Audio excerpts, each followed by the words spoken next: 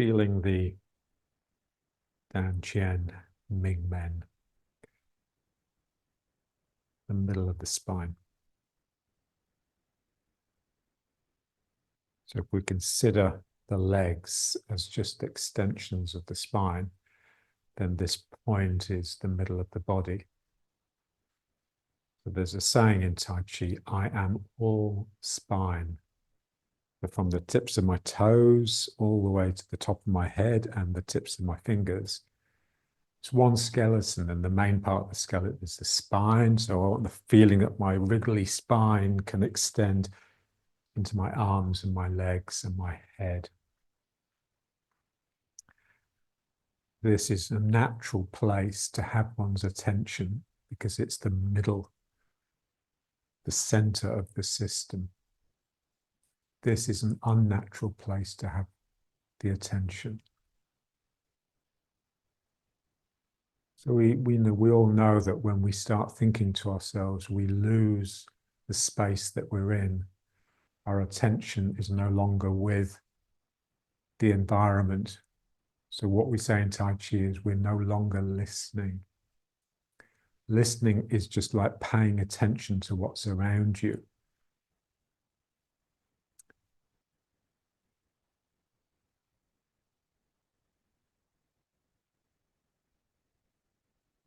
My mind is here. Of course, it's not a thinking mind. It's just your attention. You're attentive to this point, and the sense that your attention is attending the space from this point. So the legs are ultra important because they are really coming up into this point.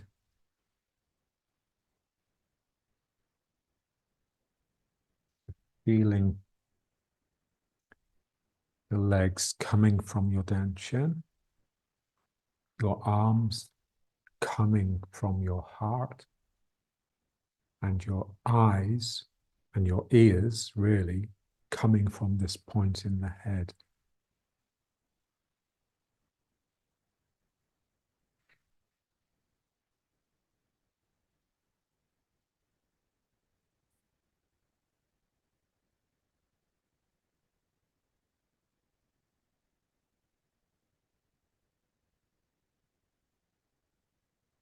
I'm paying attention, and it is very much a payment. It's what you need to pay in order to be a functioning member of the world. Like a tariff, like a price of admission.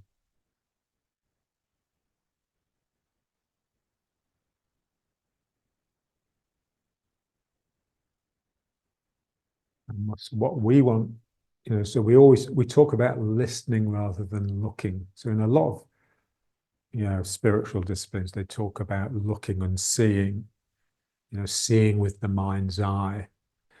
We are almost closing the eyes so that the ears become extra sensitive, because the eyes very much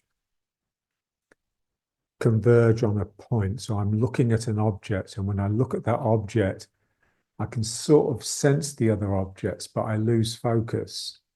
Whereas the ears are sort of 360 degrees.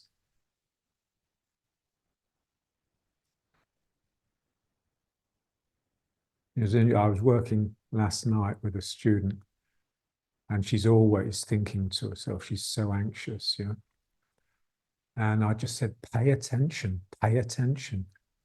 And we were just standing in front of each other like this, and she suddenly was shocked into awakeness, and she was just then she just started sort of turning her head like this, and you could sense that she was listening. She was using her ears rather than coming inside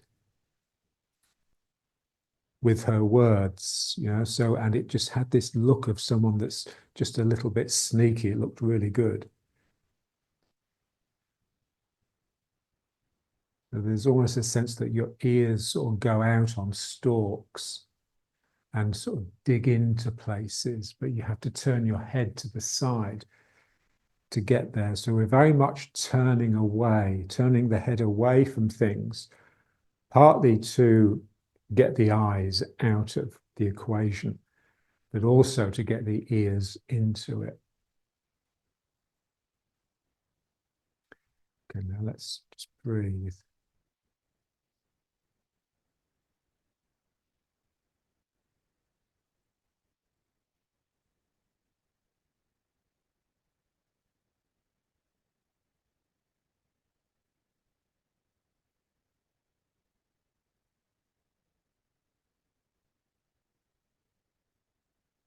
And when you're listening, you're just naturally receptive. You're in receiving mode rather than giving mode. And so this mode here of gathering in. So the only reason we open out really is so that we can gather in again. So I'm not expressing myself. I'm listening.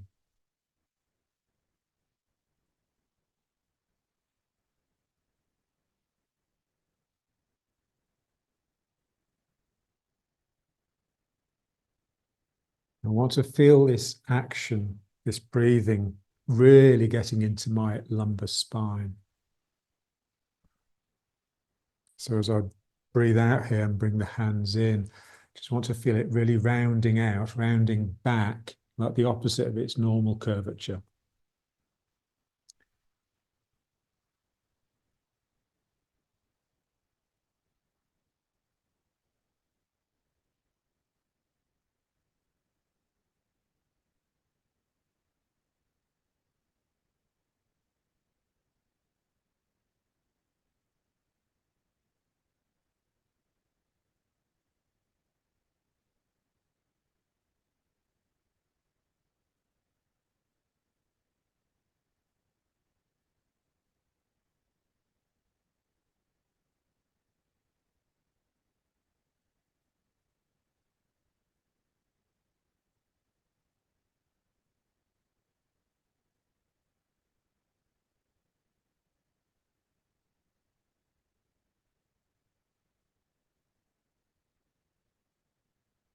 Be careful you don't overdo it, yeah.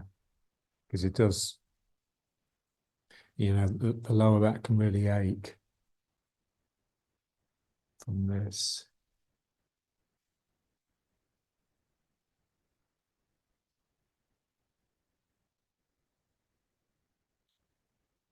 And then just bring it into riding horse. And we just want to feel that Min Meng Dan Chen point again. So the spine that drops from there has got a very gentle curve under. And the spine that comes up from there has got a gentle curve over. So the spine as the back of the including circle.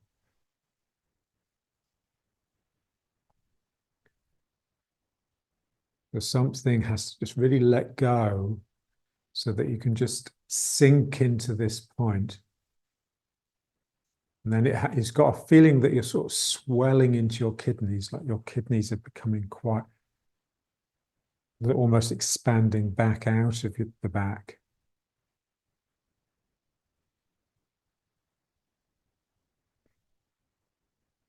So that's what I call relaxing the sacrum. So when you get it, it almost feels like the kidneys are with the soles of the feet. John used to call it penguin Tai Chi because it feels like you have no legs. You've just got feet here, on the side of your hips. So the feeling that the kidney is actually with the foot.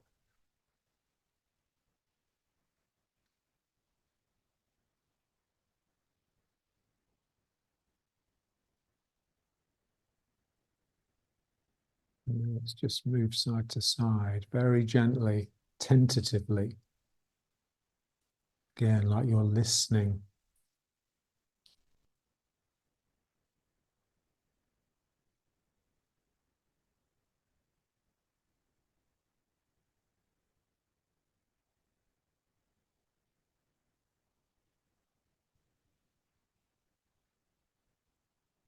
feeling the difference between the empty leg and the full leg. Full leg, or the leg that has more than 50% of the weight, is supporting you, and the other leg, the empty leg, the one that has less than 50% of the weight, is moving you. And the empty leg can either be bending or it can be straightening. But we want to feel that point as it goes through the 50-50, and then the leg suddenly having to basically become passive, just become this thing that supports me rather than moves me. And then the movement is passed to the other leg. It's quite tricky. This is like a really attentive mind. You're sort of listening for that point and then releasing into it.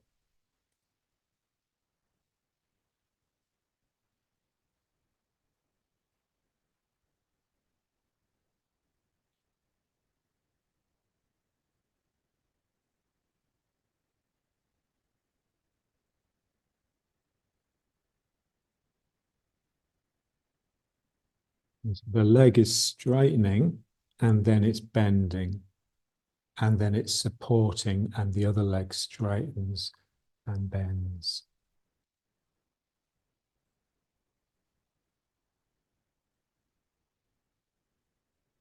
So if I consider the leg, then the leg is straightening. Sorry. So this leg straightens to get me 100% into this leg, and then bends to pull me out of that leg. And then this leg does the same. It straightens to get me 100% here, and then it bends. So when I consider each leg on its own, then the leg is active. It's actively straightening, and then it's actively bending. Actively straightening, and then actively bending. Straightening, bending. So it's exactly the same as if you were like reaching out to pick the apple off the tree with your hand. Legs being used like arms.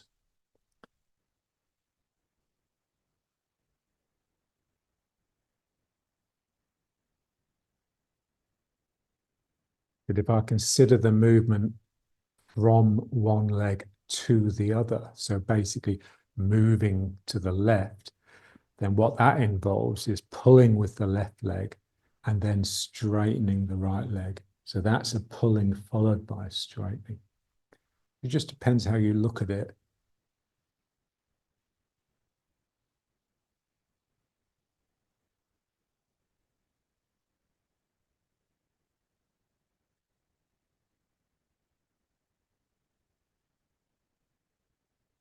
Bend the leg, straighten this leg. Bend that leg, straighten this.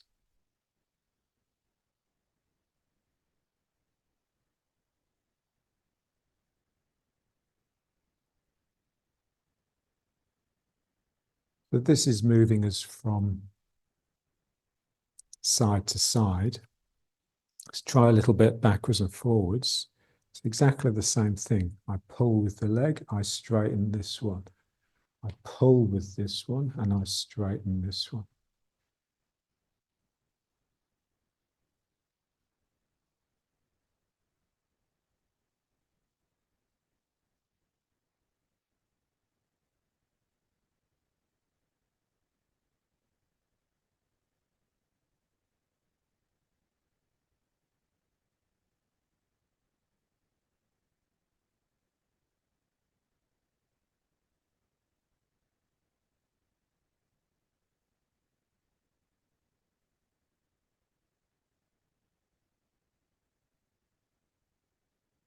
Pulling with my back leg, straightening my front leg.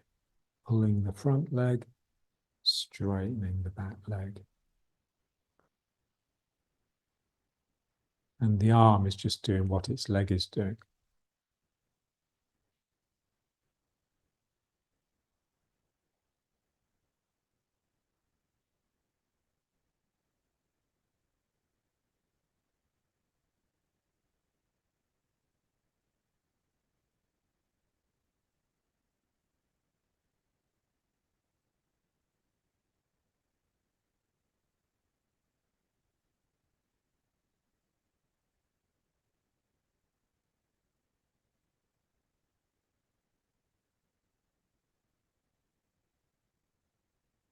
Same thing with the other foot forwards.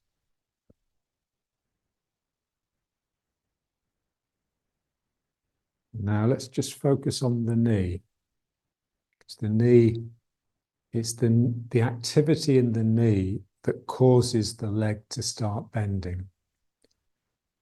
The sense is that the knees are sort of unruly. They want to escape. They want to fly away and they want to fly up. So here it's my knee trying to go out and up that causes the leg to bend and bring me forwards. And then it's this knee trying to escape out here that pulls me back. So now I'm just feeling the knees, feeling the spirit in the knee. The activity. Like a naughtiness, it's a mischief. It's like a sense of mischief.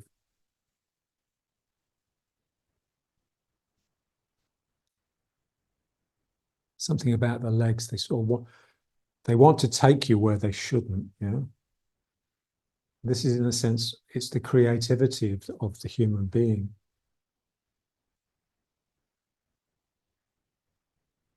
And that's just spirit. If that wasn't the case, then we would just be robots. We'd just be repeating the past all the time. There'd be no sense of going into a brighter future. So this is trying to fly out and that pulls me. But what we want to make sure is that when the knee pulls me, it sinks me down as well. So I just have to make sure that the hip here goes down as the knee moves forwards. Because what I don't want is for the leg to pull me up like this. You see, if that happens, then my knee is sort of falling in and it's my hip is dominant. I want it to be the knee that's dominant. The knee is going out. My hip here is pulling down. My hip is sinking. This is really quite difficult because it has to be very open in the hips and the groin. So that butterfly exercise, it's really important. John would spend hours a day in the butterfly, effectively. He'd eat his meal in that position. So I sink. The knee flies out, but my hip sinks. So my hip is just my danchen, really.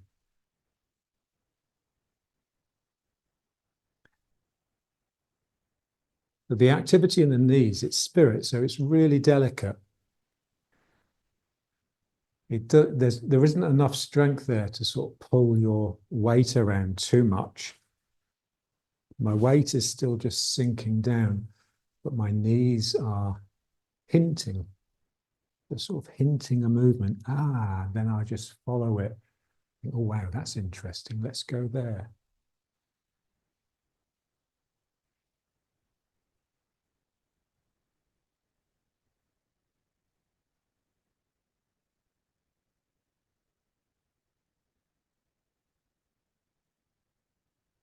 Okay. Bring it to riding horse again. So again, Dan Chen Ming Men, and just feeling the sacrum hanging down from there. No sense that the sacrum is pointing backwards from the Ming Men.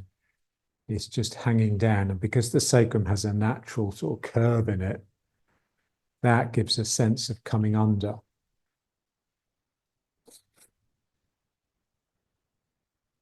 So I have to relax that whole region.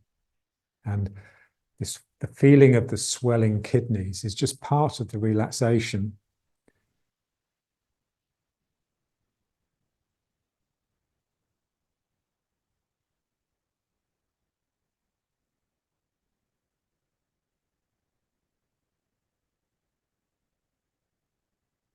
Feel the coccyx, the tail. It's not just the end of the sacrum. It's got a real life and identity and character of its own. It's dropping down and it's trying to expand. It's trying to wriggle a little bit, like a little maggot. It just wants to find the darkness, find the earth, or if you're resting on another person, it's as though it's trying to burrow into their body, their leg.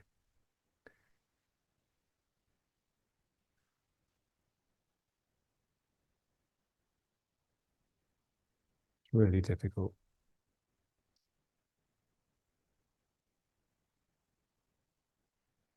The gravity. The gravity is just the sinking or the sort of the drawing in order to sink down. And the levity is just the opposite. It's the coming out and rising up. And that's the expressive quality, which tends to be egocentric, because that's the part of us we think of as having expression. But we want it to simply be like a brightness or cheerfulness. So, oh, that's interesting. Yeah. It hasn't got beyond that and into, oh, look at me. It's just a lightness that comes out. So they belong together without the heaviness sinking down. There's no sense of being able to sustain the lightness. It will just, there'll be a puff and then it's gone. All of these things, I want to somehow keep them going. It's like a attention span of the mind. How long can I keep this equilibrium up before I lose one of the components and then it just collapses? And as soon as I start thinking to myself, then it's lost.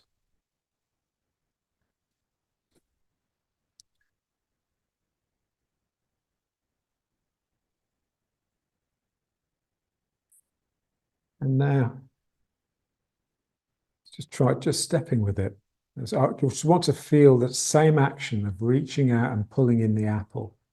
So pulling in the rope, what we do with the hands, that's just what's happening in the legs when I walk.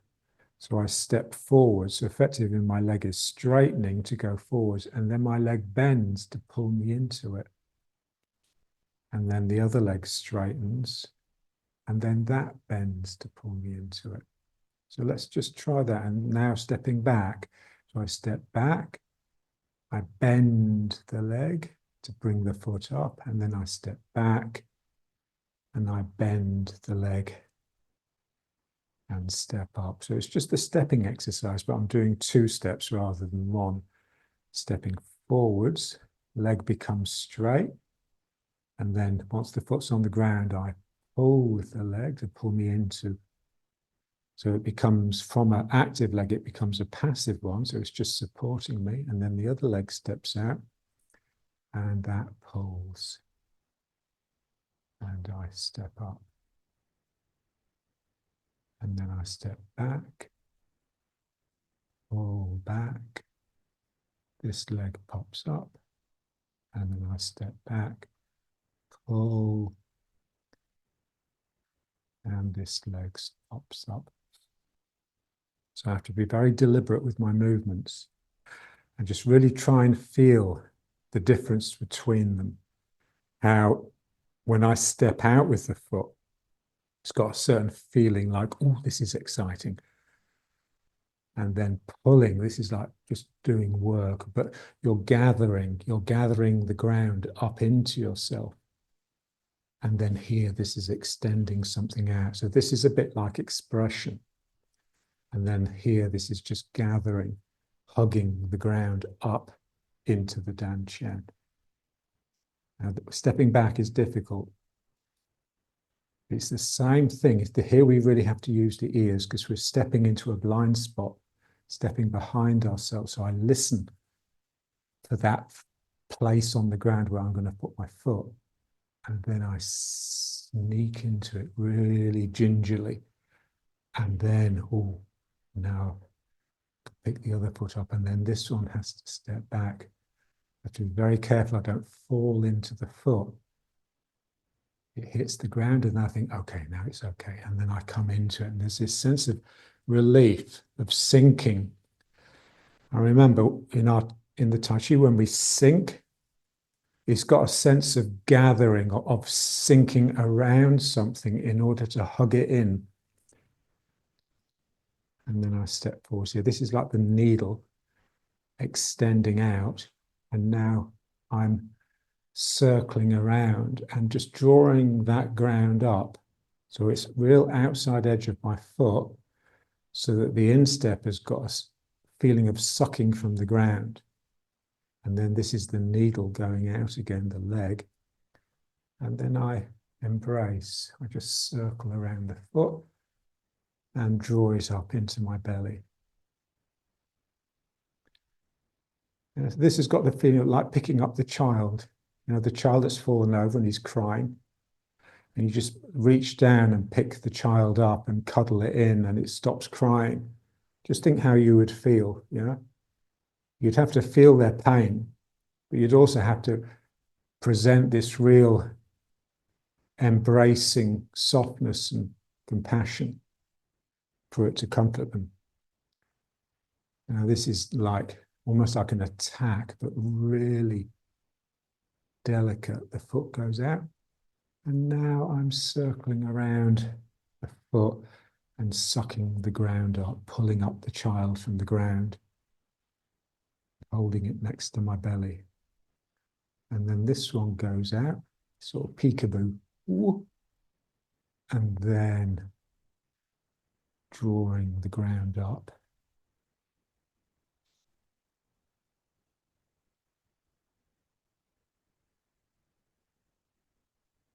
And again, foot goes out, and hug. Just ward off in the foot, remember. So ward off is this sense of rounding and embracing and drawing something in. It's exactly what my foot is doing to its ground, sneaking around underneath and drawing something up.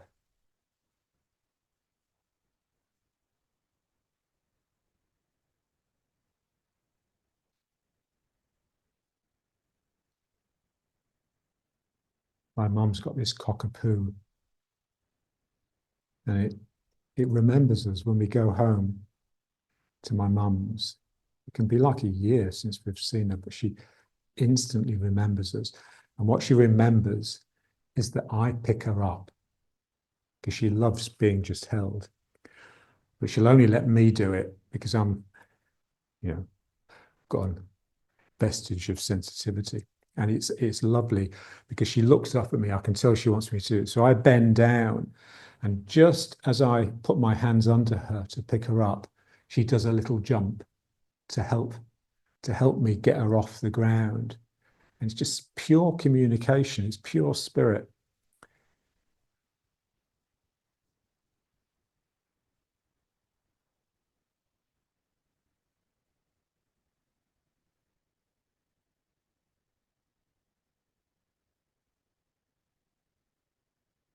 It's lovely doing this as a walk. When I practice in the park with my students, we're just walking around the park like this. People must think we're mad. It's the great thing about Israel. Israelis, they don't really care what you do, as long as you're not hurting them.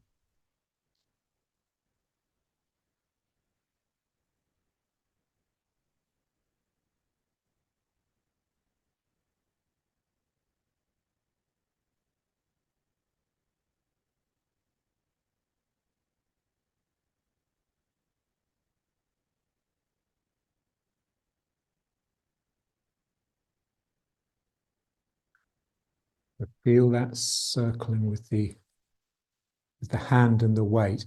It's also like circling with your ear, So I step back. I can't see the foot, and so I have to listen to it. So as I circle around it, it's like my ear is scanning that path.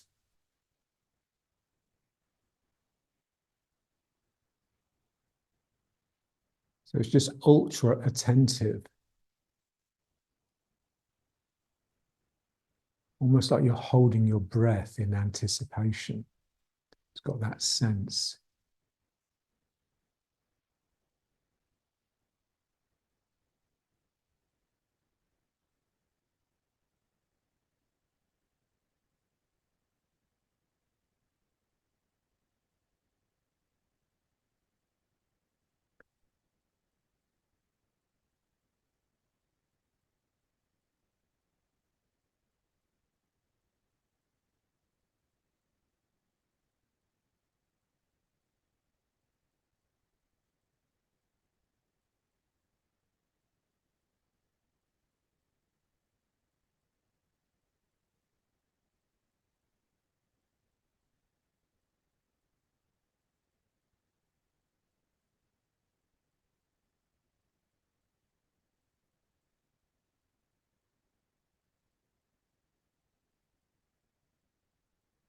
Good.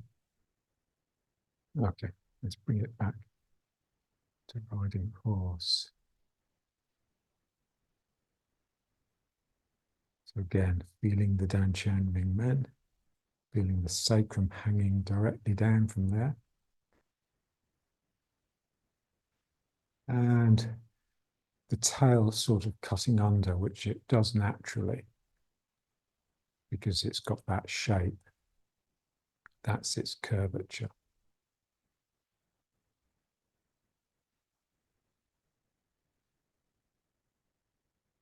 And then, so the Ming Men is like one vertebra up from the sacrum. So from there down, you know, you have your sacrum and the hips and everything. But from there up, immediately either side, you have the kidneys. So when you're sinking and relaxing, there's a sense that the part of the spine above the Ming Men is almost collapsing down into that point, and it just allows the kidneys to sort of swell out like this. That then goes down into the hips. But we want to feel this activity. The kidneys are like silos, like storehouses. So they contain a lot of energy. And we really have to look after that energy.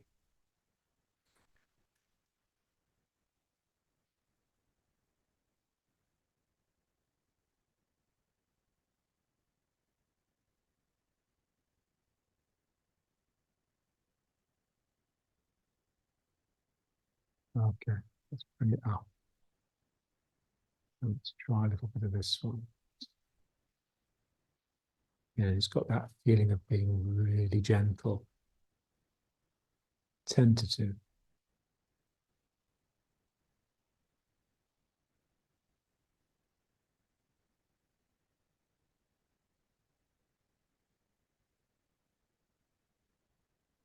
You're just being really careful all the time. That's all it is. You're really paying attention and just doing everything with utmost care.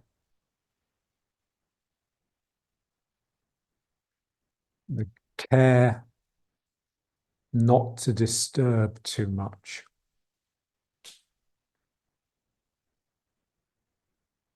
Almost like you don't really want to make a sound.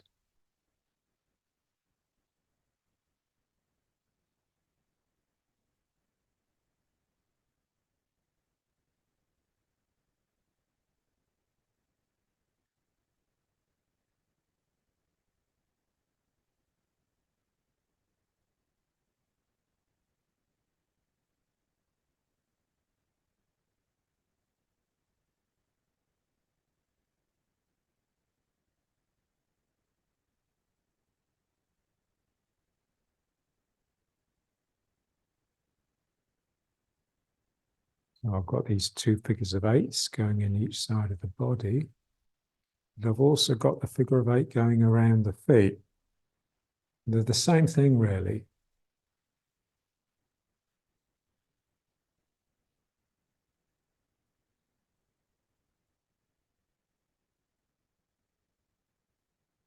Everything that we do is just repetitive, simple exercises. So in other words, the figure of eight. So it returns a slightly different route than it went out. And that's the figure of eight.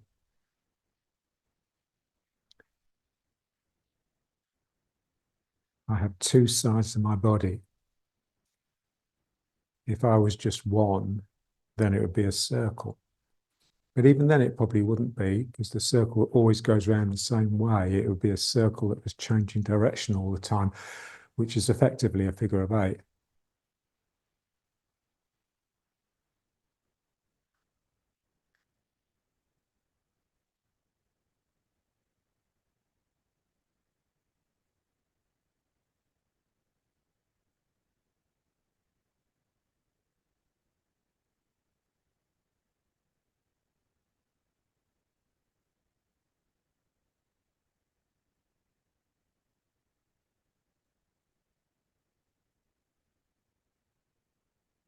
And then allow it to slowly come to a standstill. But keep it going in your mind. So I'm still got this gyration going.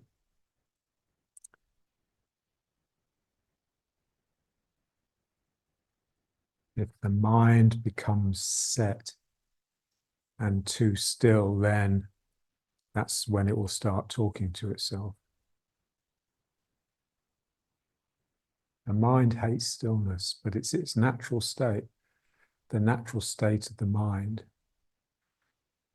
is to be still. The natural state of the body is to be moving. So we're basically lazy.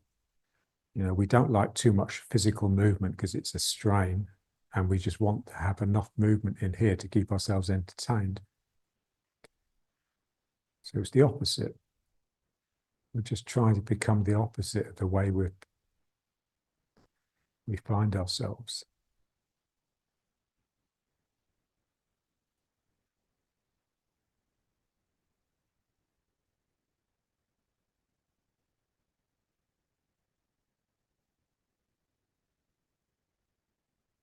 A nice image is the, you know, like what, let's say you're watching a movie, you're at the theatre, at the cinema, you're watching a movie that's projected from behind onto a screen, and you're watching this movie and you're completely entranced and engrossed. And then you start to get a little bit bored and you're sort of looking, you've lost the plot, you're not interested in the characters. And then you notice that this movie is a mirage. It's coming from a projector and it's being projected onto a screen. And that screen has a certain texture. You can see the cloth, you can see the threads of the cloth.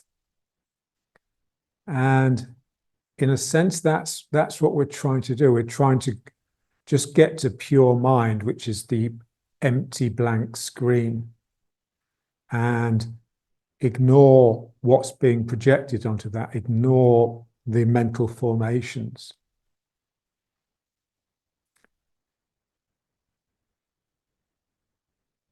And it's just really difficult because, of course, you know, we cannot conceive of there being consciousness without there being things to be conscious of.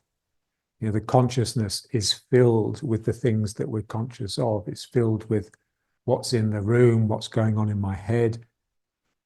We just want to empty it of all of that and get back to pure consciousness. And that's what enlightenment is. Enlightenment is just, you've gone beyond the world of illusion and you're now just with the pure stream of consciousness,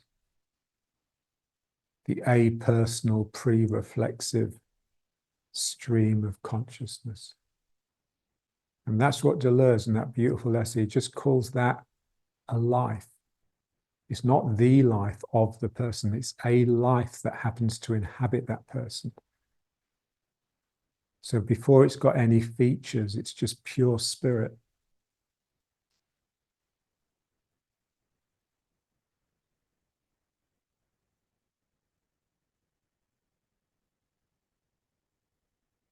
Okay, so let's call it a day, because I have a 101-year-old to visit now.